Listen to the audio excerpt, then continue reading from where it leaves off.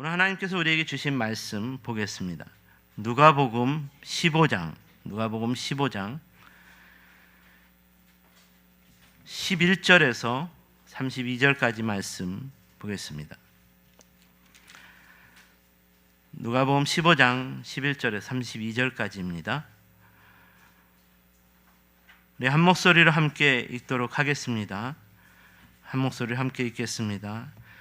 또 이르시되 어떤 사람에게 두 아들이 있는데 그 둘째가 아버지에게 말하되 아버지여 재산 중에서 내게 돌아올 분깃을 내게 주소서 하는지라. 아버지가 그 살림을 각각 나누어 주었더니 그 후 며칠이 안 되어 둘째 아들이 재물을 다 모아 가지고 먼 나라에 가 거기서 허랑방탕하여 그 재산을 낭비하더니 다 없앤 후 그 나라에 크게 흉년이 들어 그가 비로소 궁핍한지라. 가서 그 나라 백성 중 한 사람에게 붙여 사니 그가 그를 들로 보내어 돼지를 치게 하였는데 그가 돼지 먹는 지엽 열매로 배를 채우고자 하되 주는 자가 없는지라. 이에 스스로 돌이켜 이르되 내 아버지에게는 양식이 풍족한 품꾼이 얼마나 많은가. 나는 여기서 주려 죽는구나. 내가 일어나 아버지께로 가서 이르기를 아버지 내가 하늘과 아버지께 죄를 지었사오니 지금부터는 아버지의 아들이라 일컬음을 감당하지 못하겠나이다. 나를 품꾼의 하나로 보소서 하리라 하고 이에 일어나서 아버지께로 돌아가니라. 아직도 거리가 먼데 아버지가 그를 보고 측은히 여겨 달려가 목을 안고 입을 맞추니 아들이 이르되 아버지 내가 하늘과 아버지께 죄를 지었사오니 지금부터는 아버지의 아들이라 일컬음을 감당하지 못하겠나이다 하니 아버지는 종들에게 이르되 제일 좋은 옷을 내어다가 입히고 손에 가락지를 끼우고 발에 신을 신기라. 그리고 살찐 송아지를 끌어다가 잡으라. 우리가 먹고 즐기자. 이내 아들은 죽었다가 다시 살아났으며 내가 잃었다가 다시 얻었노라 하니 그들이 즐거워하더라. 맏아들은 밭에 있다가 돌아와 집에 가까이 왔을 때 풍악과 춤추는 소리를 듣고 한 종을 불러 이 무슨 일인가 물은데 대답하되 당신의 동생이 돌아왔음에 당신의 아버지가 건강한 그를 다시 맞아들이게 됨으로 인하여 살찐 송아지를 잡았나이다 하니 그가 노하여 들어가고자 하지 아니하거늘 아버지가 나와서 권한대 아버지께 대답하여 이르되 내가 여러 해 아버지를 섬겨 명을 어김이 없거늘 내게는 염소 새끼라도 주어 나와 내 벗으로 즐기게 하신 일이 없더니 아버지의 살림을 창녀들과 함께 삼켜버린 이 아들이 돌아오매 이를 위하여 살찐 송아지를 잡으셨나이다. 아버지가 이르되 예 너는 항상 나와 함께 있으니 내 것이 다 내 것이로되 이 내 동생은 죽었다가 살아났으며 내가 잃었다가 얻었기로 우리가 즐거워하고 기뻐하는 것이 마땅하다 하니라. 아멘. 오늘 본문은 탕자의 비유로 우리에게 잘 알려진 이야기입니다.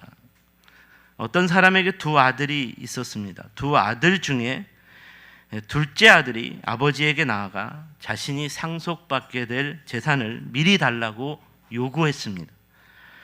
이에 아버지가 두 아들에게 똑같이 재산을 나누어 주었다라고 했습니다. 둘째 아들은 며칠 후 자기의 재산을 다 모아가지고 먼 나라로 떠나갔고 거기서 허랑방탕하게 살면서 재산을 탕진했습니다. 결국 둘째 아들은 거지 신세가 되었고 떠돌아다니다가 굶어 죽을 지경에 이르게 되자 자기 아버지의 집에서 종으로 살다가 죽기를 원했고 이에 일어나서 아버지의 집으로 돌아갔습니다. 하지만 아버지는 둘째 아들이 살아 돌아온 것을 무척 기뻐하며 큰 잔치를 베풀었고 거지꼴로 돌아온 아들이 종이 아닌 죽었다가 살아 돌아온 아들로서 기뻐하며 그를 맞이해 주었습니다.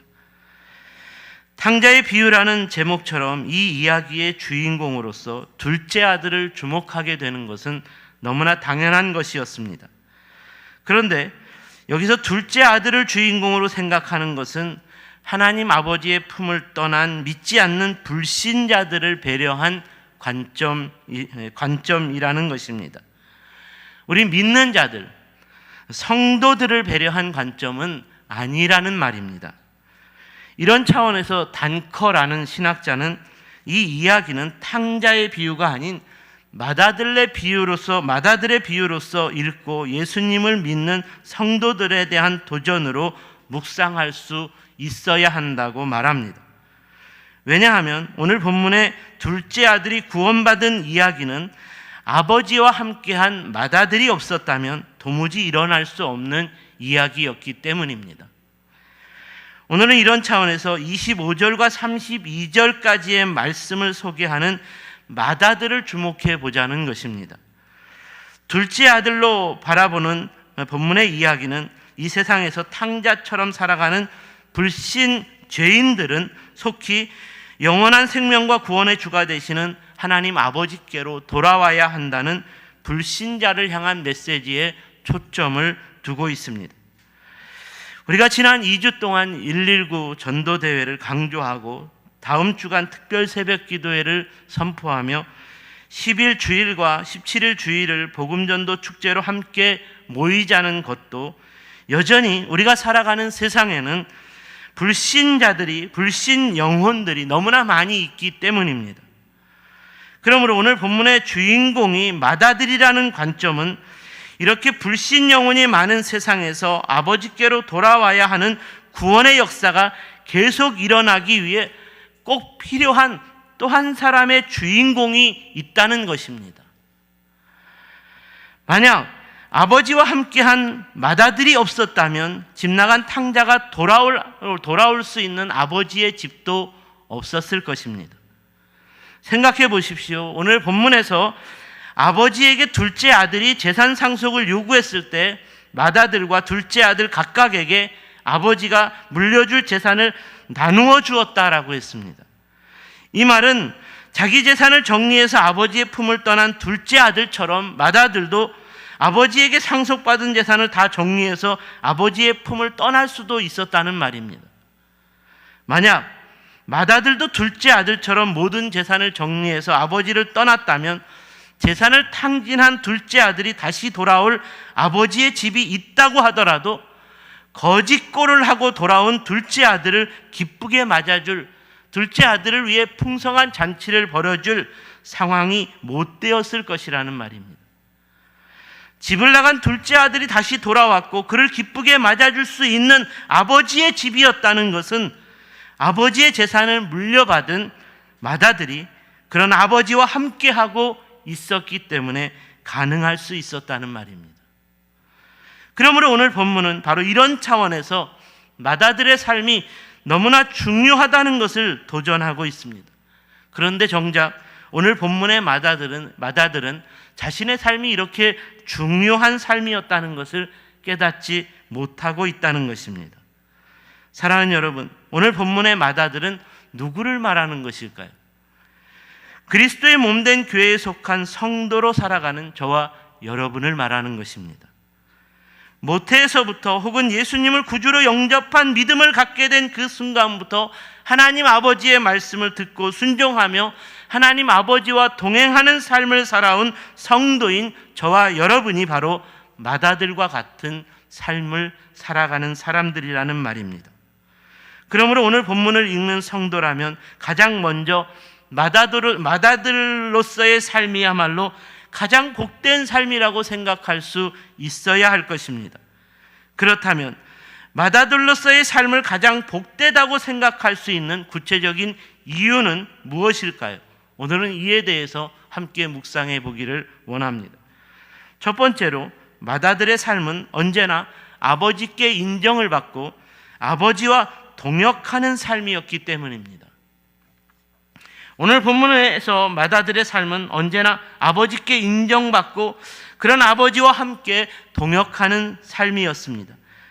이에 대하여 본문 31절을 보시면 아버지가 이르되 예 너는 항상 나와 함께 있으니 내 것이 다 내 것이로되, 이 말은 맏아들이 아버지께로부터 모든 재산을 상속받은 이후에도 아버지의 유업을 따라 아버지처럼 온 가족의 가장으로서의 사명을 잘 감당하는 삶이었다는 것을 아버지가 인정해 주었다는 말입니다. 바로 이런 차원에서 맏아들은 아버지께 인정을 받았고 아버지와 동역했다는 말입니다. 내 것이 다 내 것이로다. 이 말은 이제는 맏아들이 아버지와 동급 수준의 삶을 살아가고 있다는 말입니다.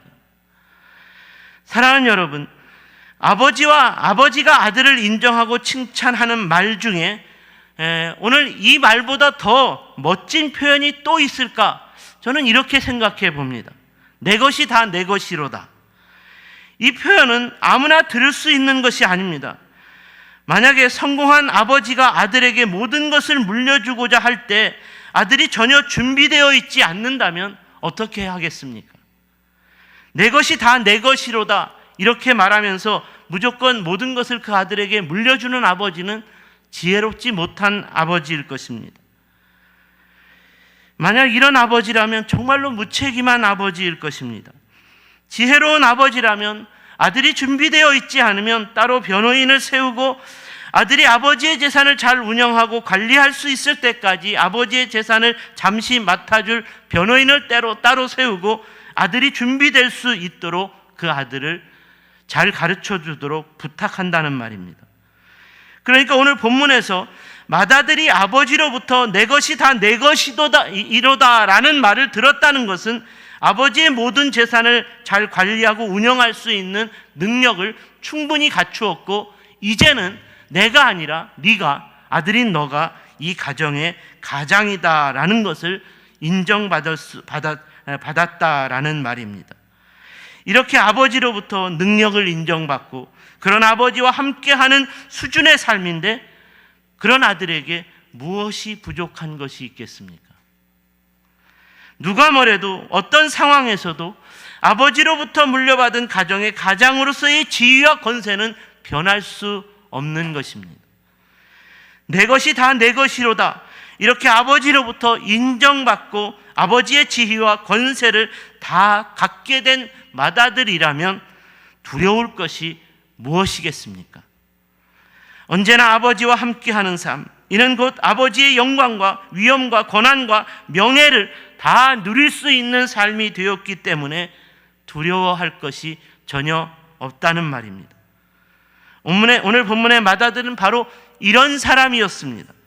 그런데 오늘 본문을 보시면 이런 맏아들이 탕자처럼 살다 돌아온 동생으로 인해 두려워하고 화를 냅니다. 아버지의 재산을 팔아 탕진하고 거지꼴로 돌아온 동생에게 아버지가 측은히 여기고 환대해 준 것으로 인해 두려워하고 화를 냅니다.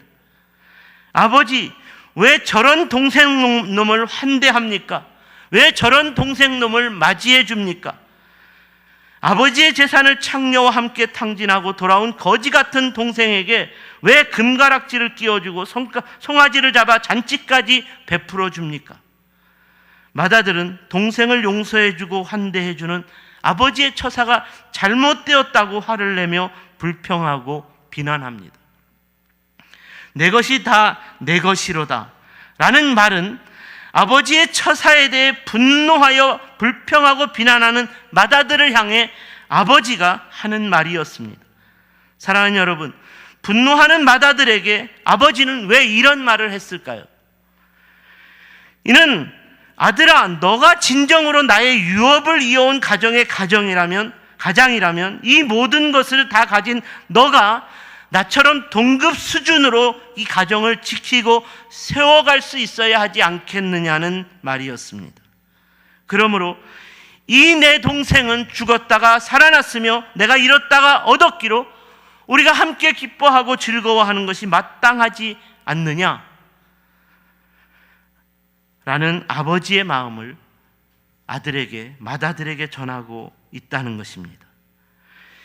이런 차원에서 오늘 말씀이 우리에게 주는 교훈은 맏아들이 아버지의 유업을 잇고 아버지와 동역하는 수준의 진정한 가정의 가장이라면 아버지처럼 방탕하여 거짓골이 된 동생이라도 불쌍히 여겨주고 용서하며 끌어안아 줄 수 있는 아버지의 마음을 가질 수 있어야 한다는 말입니다.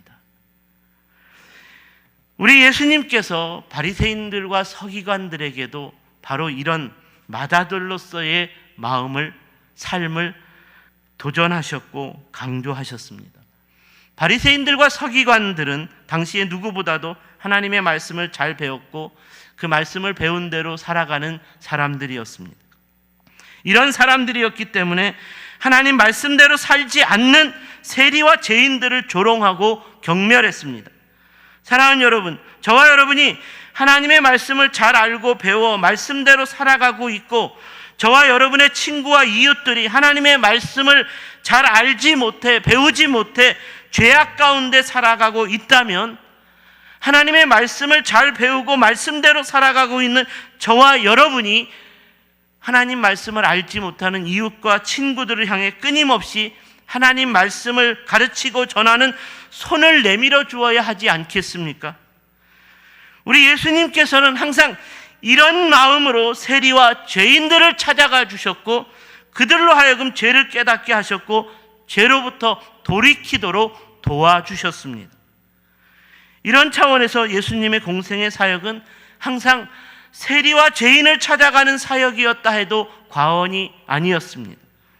이런 예수님의 사역으로 인해 바리새인들과 서기관들은 예수님도 세리와 죄인과 함께하는 그들의 친구라고 경멸하고 조롱했습니다. 이에 대하여 누가복음 15장 1절과 2절을 보시면 모든 세리와 죄인들이 말씀을 들으러 가까이 나아오니 바리새인과 서기관들이 수군거려 이르되 이 사람이 죄인을 영접하고 죄인들과 음식을 같이 먹는다 하더라. 그래서 3절입니다. 예수께서 그들에게 이 비유로 이르시되, 무슨 말입니까? 예수님께서 탕자의 비유를 말씀하시게 된 것은 바로 이렇게 세리와 죄인들을 찾아가 그들을 용서하여 주시고 구원해 주시려는 예수님을 죄인들의 친구라고 조롱하고 경멸하는 바리새인들과 서기관들의 맏아들답지 못한 삶으로 인해 진정으로 맏아들과 같은 삶을 가르쳐 주시기 위함이었다는 것입니다. 사랑하는 여러분, 오늘 여러분은 예수님을 믿음으로써 하나님 아버지의 맏아들이 되셨습니까? 그렇다면 여러분의 삶은 맏아들로서의 삶을 살아가고 있습니까? 저는 오늘 말씀을 묵상하면서 오늘날 교회에도 맏아들답지 못한 삶을 살아가는 바리새인과 서기관들과 같은 이 위선적인 신앙인들이 너무나 많다는 생각이 듭니다. 죄인들에 대하여 경멸하고 조롱하기를 너무나 잘합니다. 악인들에 대하여 판단하고 비난하기도 너무나 잘합니다. 그러나 그 죄인들과 그 악인들을 찾아가 그들의 진정한 친구가 되어지고 그들의 죄가 무엇인가를 깨닫게 하고 돌이키게 하는 진정한 맏아들로서의 삶을 살아내는 사람은 도무지 찾을 수가 없다는 것입니다. 전도 축제를 준비하는 전도인으로서의 삶은 죄악으로 가득한 세상에서 종노릇하는 죄인과 악인들을 불쌍히 여기고 죄를 깨닫게 하고 죄를 돌이켜 구원 얻도록 하기 위한 아버지의 마음을 가진 맏아들로서의 마땅한 삶이라는 것을 기억해야 합니다. 저와 여러분이 또 한 주간 이제 전도 축제를 기다리며 살아갈 터인데, 한 주간 충성된 전도자로서의 삶으로서 주님께로 돌아오는 영혼 구원의 풍성한 역사를 이룰 수 있는 맏아들의 천국 잔치를 벌이기 위해 한 주간을 살아갈 수 있어야 하겠습니다. 우리가 찾아야 할, 우리가 돌이켜야 할 영혼을 한 사람이라도 만나 그를 향해 탕자를 구원한 아버지처럼 아버지의 손을 내밀고 따뜻한 그리스도 예수의 복음을 전하고 사랑을 전하는, 그러므로 맏아들로서의 본분을 다하는 저와 여러분이 될 수 있기를 주님의 이름으로 축원합니다. 두 번째로, 맏아들의 삶은 탕자와 같은 삶으로 인해 상실감에 빠질 수 없는 삶이기 때문입니다. 오늘 본문의 맏아들이 아버지께 대하여 분노하게 된 것은 탕자와 같은 동생의 삶으로 인해 상실감에 빠져버렸기 때문이었습니다. 그러니까 이런 차원에서 진정한 맏아들의 삶이라면 탕자와 같은 삶으로 인해 상실감에 빠져서는 안 된다라는 말입니다. 맏아들이 밭에서 열심히 일하다 돌아왔는데 자기 집에서 잔치하는 소리가 들렸습니다. 어떻게 된 일인가 하여 알아보았더니 둘째 동생이 돌아와 아버지께서 큰 잔치를 벌였다는 것이었습니다. 맏아들은 크게 분노했습니다. 그리고 상실감에 빠졌습니다. 이제까지 자기는 아버지의 명을 한 번도 어긴 적이 없었는데, 이제까지 자기는 아버지를 속인 적도 없었는데, 이런 자기를 위해서는 아버지께서 송아리 한 마리도 잡아준 적이 없었는데, 아버지 재산을 창녀의 품에서 다 탕진하고 돌아온 천하의 잡놈을 위해서는 송아지를 잡아 잔치를 벌였다는 이야기를 듣는 순간 맏아들은 상실감에 빠졌습니다. 이게 도대체 어떻게 된 일인가? 갑자기 지나온 모든 시간이 억울하게만 생각이 들었습니다. 아버지의 말을 잘 듣고 아버지를 모시며 살아온 지난 날이 모두가 후회스러운 삶이 되었습니다. 그래서 본문 28절을 보시면 그가 노하여 들어가고자 하지 아니하거늘 아버지가 나와서 권한대. 이는 맏아들이 단단히 화가 났고 아버지에게 화가 났고 자기 집으로 들어가려고 하지 않았고 아버지도 보고 싶지 않아 했다는 것입니다. 그래서 아버지가 그런 아들을 달래기 위해 나와 아들을 달래서 집으로 데리고 들어왔다는 말입니다. 그야말로 이전까지 한 번도 보여주지 않았던 아버지에 대한 아들의 분노하는 말과 행동이었습니다. 맏아들이 이렇게 된 것은 상실감 때문입니다. 탕자와 같은 동생의 삶으로 인해 자기 자신과 아버지에 대한 상실감에 빠졌다는 것입니다. 상실감이라는 것은 갑자기 무엇인가를 잃어버렸을 때의 감정 상태를 말합니다. 그러니까 오늘 본문에서 맏아들이 상실감에 빠졌다는 것은 갑자기 무언가를 다 잃어버리는 감정 상태에 빠지게 되었다는 말입니다. 그렇다면 이 맏아들은 무엇을 잃어버린 것일까요? 탕자와 같은 동생으로 인해 맏아들은 무엇을 잃어버린 것일까요? 그것은 바로 아버지에 대한 사랑과 신뢰입니다. 본문에서 맏아들은 아버지가 탕자와 같은 동생을 용서해주고 받아주신 사랑에 대해서 자신에 대한 아버지의 사랑이 상실되었다고 생각했습니다. 어떻게 이런 생각이 가능했을까요? 그것은 바로 맏아들이 생각한 아버지의 사랑은 아버지 앞에서 자식된 노릇을 다하는 성실한 아들들만이 보상받아야 하는 것이라고 생각했기 때문이었습니다. 그런데 아버지 앞에서 망나니 자식으로 살았던 동생놈이 분에 넘치는 아버지의 용서와 사랑을 받고 있으니까 상실감에 빠질 수밖에 없었다는 것입니다. 결국 이렇게 상실감에 빠진 맏아들은 가장 먼저 아버지가 싫어졌고 아버지와의 사이를 이간한 동생은 당연히 싫었고 또한 가족들도 이제까지 가장으로서 책임을 지어온 가족들도 싫어졌고 가장으로 지나온 자신의 인생도 어리석게 여겨졌습니다. 그래서 오늘 본문 29절과 30절을 보시면 이제까지 어리석은 삶을 살았노라고 후회합니다.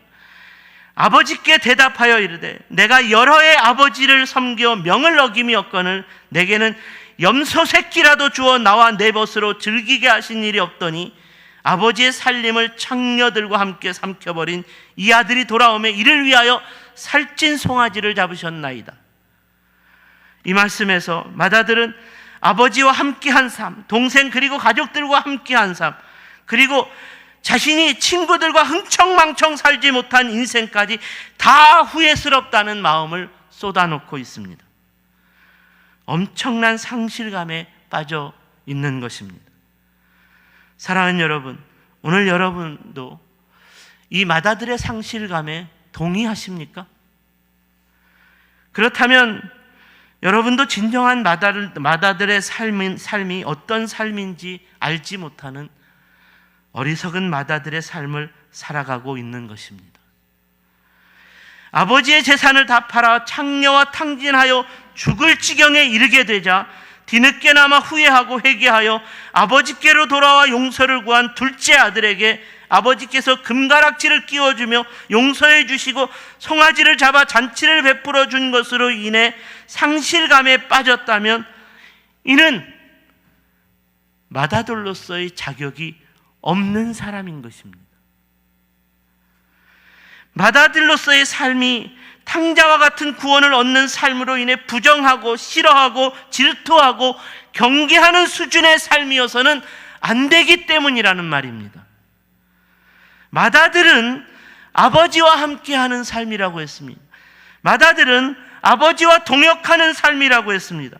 그렇다면 오히려 탕자와 같은 구원을 얻는 삶으로 인해 아버지처럼 기뻐하고 감사하며 함께 그 기쁨에 동참할 수 있어야 하지 않겠습니까?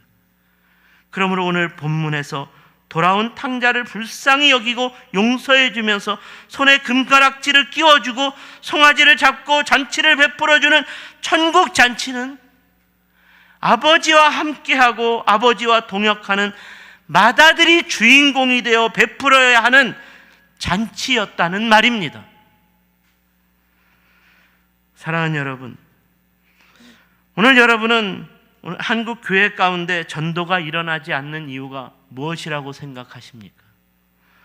저는 오늘 본문을 묵상하면서 오늘날 교회 가운데 그저 아버지의 사랑과 신뢰를 혼자서 독차지하는 것으로 만족하는 수준으로 살아가는 본문의 맏아들과 같은 사람들로 교회 공동체 안에 성도라는 삶을 살아가는 사람들이 가득하기 때문이라는 생각이 들었습니다. 그러면서 나는 저 세리와 같지 않아 감사합니다. 나는 저 죄인과 같지 않아 감사합니다. 나는 저 악인과 같이 살지 않아 감사합니다. 그리고 마치 자신만이 아버지께 최선을 다하는 맏아들로서의 삶을 잘 살아가고 있는 것을 자랑하고 기뻐합니다. 사랑하는 여러분, 이런 삶이라면 바리새인들과 서기관과 다를 것이 무엇입니까? 이런 삶이라면 오늘 주님께서 말씀하시기를 그런 너희들의 삶이 바리새인들과 서기관들과 다를 것이 무엇이냐고 묻습니다. 그러므로 오늘 본문이 주는 도전은 이와 같은 삶은 진정한 맏아들의 삶이 아니라는 말입니다. 그렇다면 진정한 맏아들로서의 삶은 어떤 삶입니까? 진정한 맏아들이라면 모든 가족과 친구들과 이웃을 배신하고 죽인 원수 같은 탕자라도 다시 죄를 깨닫고 돌아온다면 아버지처럼 용서하고 받아주는 사람이어야 한다는 것입니다. 오늘날 성도들의 삶이 이렇게 맏아들로서의 삶을 살아갈 수 있다면 더 많은 탕자들이 아버지께로 돌아오는 구원의 역사는 계속 일어나게 될 것입니다. 우리 교회가 다음 주일을 전도 축제의 날로 정하고 아버지께로 돌아와야 할 탕자를 찾고 있습니다. 그렇다면 저와 여러분이 맏아들로서 준비가 되어 있어야 하지 않겠습니까? 여러분은 그 탕자와 같은 영혼, 그를 불쌍히 여기고 용서해주고 받아주실 마음이 있습니까?